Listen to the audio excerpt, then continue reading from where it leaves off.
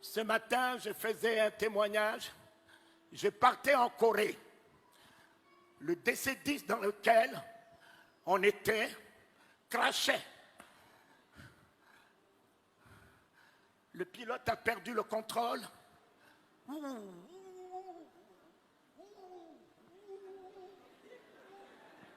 On entend dans l'avion, je vous salue Marie, je vous salue Marie, je vous salue Marie. Des prières partout. Les hôtels, tout le monde par terre. Un petit sommeil m'a pris. Et ce petit sommeil m'a permis de voir un ange debout sous l'avion, tenant l'avion par un seul doigt. Un DC-10 où on était 500, tenant l'avion par un seul doigt.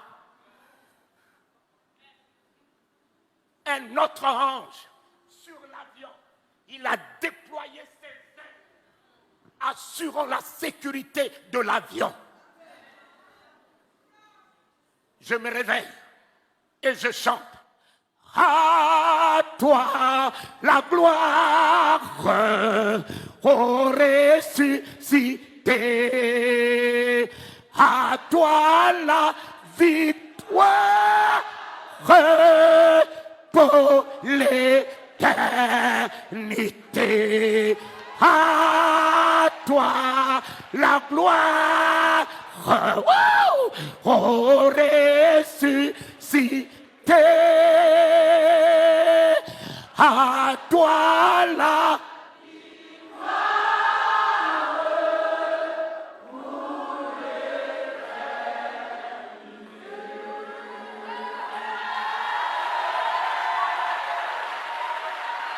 Mes bien-aimés,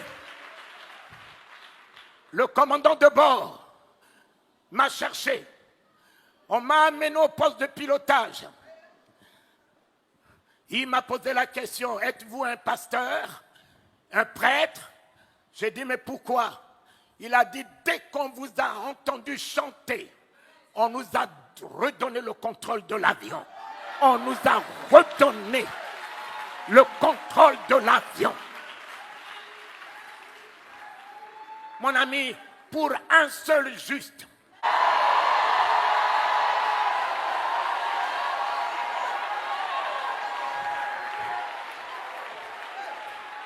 tu es le seul juste dans ta famille. Dieu gardera ta famille à cause de toi. Dieu préservera ton foyer à cause de toi.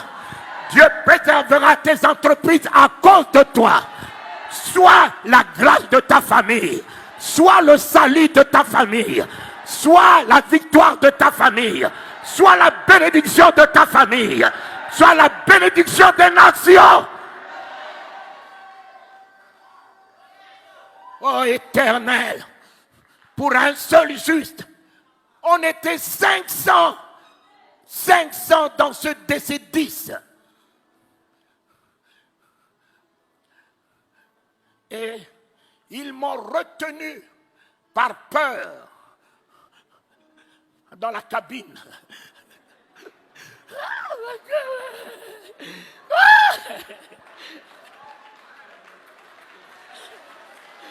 Et en arrivant en Corée du Sud, j'allais à la convention de mon frère Yang Cho. J'étais le seul de la francophonie en 84. Et le commandant de bord me signe 3 chèques en blanc. Il me dit, connaissez-vous la valeur d'un avion? C'est vous qui l'avez sauvé. Connaissez-vous combien l'assurance devait débloquer pour 500 vies qui seraient en péril? Alors, nous savons que vous n'allez pas faire tomber la société. Moi, qui n'avais que $300 dans la poche, Dieu a créé une situation, a mis en mon compte.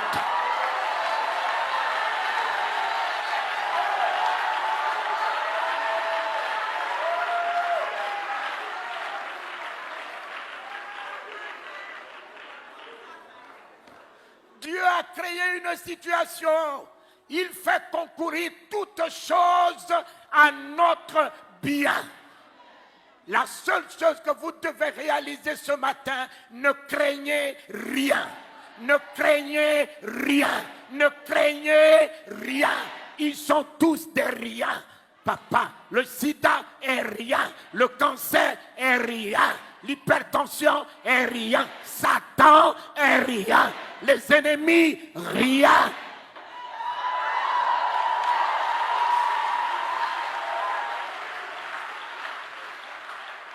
C'est la peur. C'est la peur qui vous déséquilibre. C'est la peur. C'est l'angoisse. C'est l'inquiétude. Voilà la porte d'entrée de Satan. Et si tu fermes cette porte par une foi ferme, Satan ne peut plus rien sur toi. Tu es plus que vainqueur.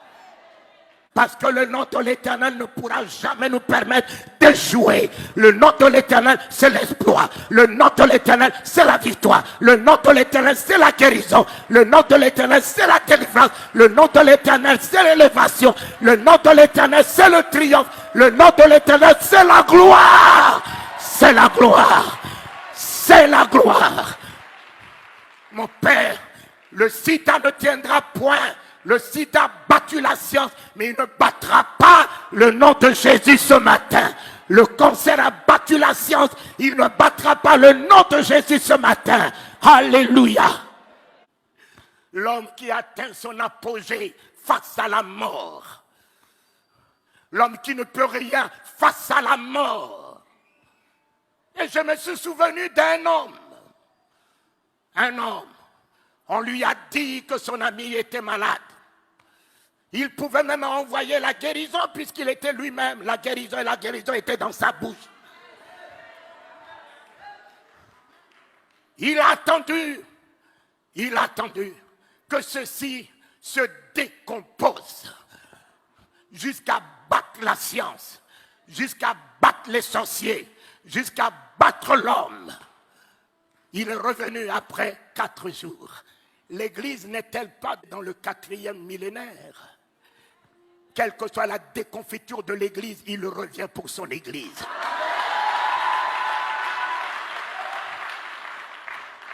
Le 4e jour s'annonce.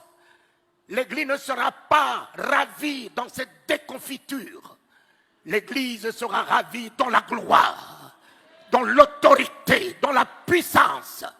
Lorsque l'Église revêtira toute son autorité capable de changer les événements, de changer les circonstances, d'appeler à l'existence ce qui n'existe pas, de faire fléchir les genoux des sorciers, des augures, des magiciens, relever les défis des maladies incurables, alors c'est à ce moment qu'il reviendra chercher l'Église pour que l'Église laisse un trou dans le monde.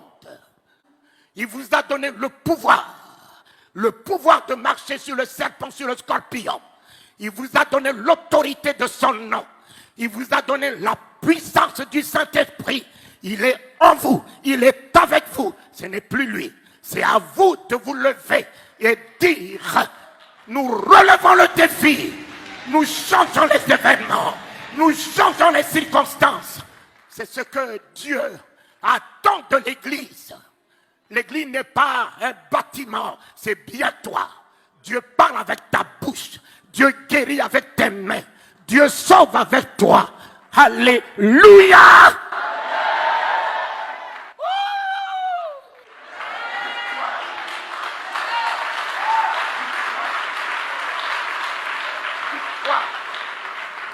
Victoire! Victoire! Un homme est venu au chevet de son ami. Il n'avait que la parole. Marthe, montrez-moi là où vous l'avez mis. Seigneur, ne va pas là-bas, il est pourri. Lazare dort. Lazare dort. Quel langage! Quel langage! Nous étions là. Nous l'avons vu mourir. Quel est le genre de ce prophète? Il n'était pas là. Il vient nous dire que Lazare dort. Il dort où? Mon ami, la foi a un langage. L'Église doit avoir un langage. L'Église ne doit pas parler le langage des événements. L'Église ne doit pas parler le langage des circonstances. L'Église doit être au-dessus des événements, au-dessus des circonstances. Tout va bien.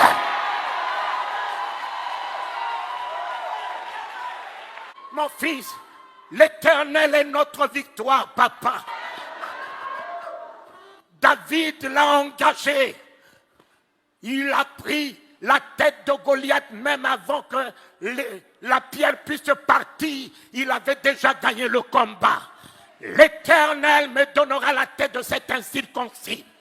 L'Éternel me donnera la tête de cet incirconcis. Je couperai sa tête.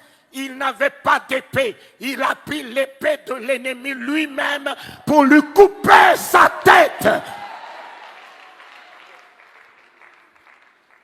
Soyez heureux, peuple de Dieu.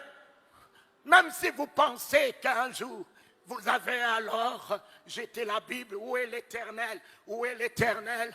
Mon ami, il est à l'œuvre. Il est à l'œuvre. L'Éternel aujourd'hui est à l'œuvre. Réjouissez-vous. Même si les choses se décomposent, il le récupérera. Même si ta situation se décompose, ne t'en fais pas, garde que la foi. Il récupérera la situation. Il transformera la situation en ta faveur. Mais aujourd'hui, tu peux me parler de Jésus comment? Toi là, tu n'as que des versets. Tu n'as que la Bible déclare. La Bible déclare, mais Jésus n'est pas la Bible. Jésus est la parole de Dieu.